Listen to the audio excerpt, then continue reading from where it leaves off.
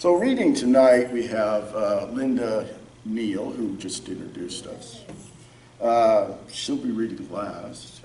And then we have Linda Singer, who's a really talented young lady who lives in the Redondo area. And, you know, she's very talented and very giving, which is unusual. Older poets tend to be, like I used to be, curmudgeonly. Grumpy, right. In fact, we have a representative of the curmudgeonly group in here just now. And after Linda, Gil Hill, who is a really, when you hear this guy's voice, you'll be thinking, I want that on my answering machine. He's got a magnificent reading voice, and it's good because he writes magnificent poetry, so it works out. And then we have Elaine Mincer, who's from my old hometown in Manhattan Beach, up the road a piece. And she's going to read, she's got to read fast because she's got another engagement. If she's getting lucky, you know, I'm going to feel good for you. Because I know I'm not. This is my lucky. And then our first reader tonight will be a guy named Kit Corder, who I don't really know that much about, but he's been submitting really fantastic work to me for the last couple of years. I met him at a... Thanks, Rain Dog. You're welcome. And since you claim not to know much about me, I guess that means I have to talk about myself for a second. A little bit. Just a little bit, yeah. I've written poetry most of my life, I think. Started when I was a teenager. I'm in my 60s now, so that's, you know, a few poems later. Most of which is garbage. Probably 1 in 100 is worth keeping, and I think you'll hear probably 1 of 100 of those tonight. So, at any rate, I think what I'm going to read here, I think illustrates that Freud would absolutely love modern confessional poetry for what it tells about the subconscious mind. So it's, I think, an analysis of myself in that regard. It came out of a prompt that somebody sent me, and I said, okay, I'll write this, and it was for submission someplace else. They didn't want it, but I sent it to Rain Dog. He printed it. So without further ado, here's Outward. There never was another me, just I, different in declension, lifted from time like songbirds, moving like thin water, sheer though clearly rising. I do not look for solace.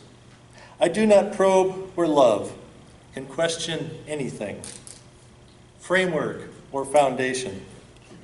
Without time, no formation happens. No consequence is reached. I must rely on wit to defend me, on vision to stay clear of death by pining, for things that could not happen, nor did, dreams I've not allowed myself to sleep. It remains an open question. No decision has been reached. No new start diverged. In the back of the day, no effort can ever recompense, for connections closed, nothing flowing, just reflection, a study of my own eye, red-veined and empty, vexed by mourning. Chance, that is the news. Read forever in the daily papers, whether true. And I edit words, parse verbs, choose to fly, lifted by sea-cliffed winds, watching breakers roll, riding the noise of forgetfulness, that I might be forgiven.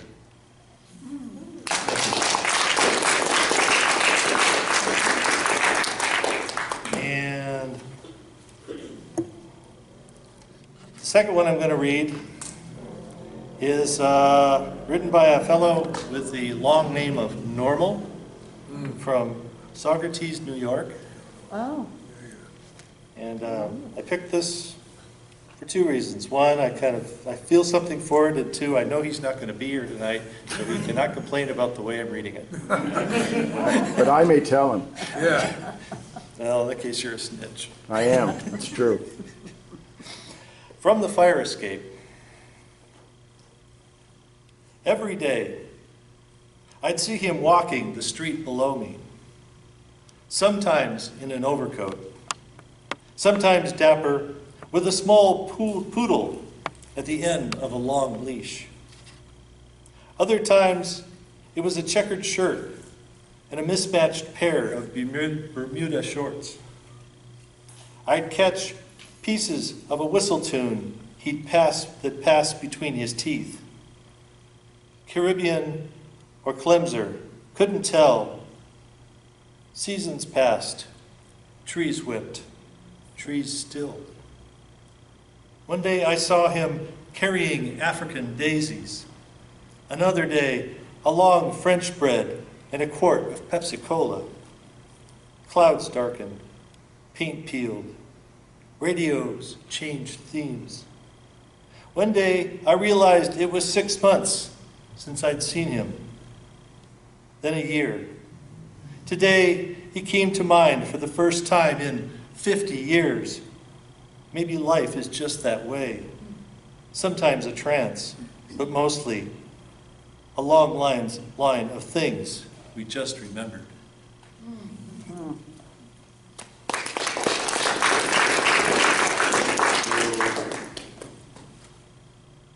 One more?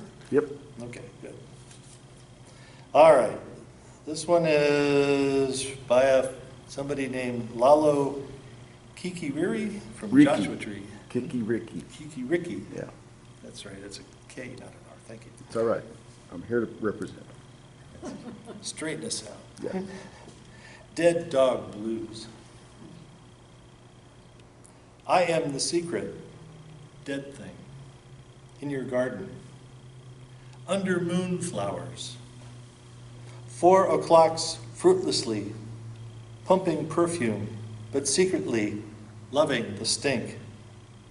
Their immortality. When will I be discovered? Blowflies adore me, breed clutches of maggots. Larval darlings writhe, pupate into angels, ascend on rainbow wings, fly me away. Once I was loved, stroked, led from tree to flower. My fur, now matted, nasty, was once brushed to shine like uncut grass. Love me, remember? Remember to love me.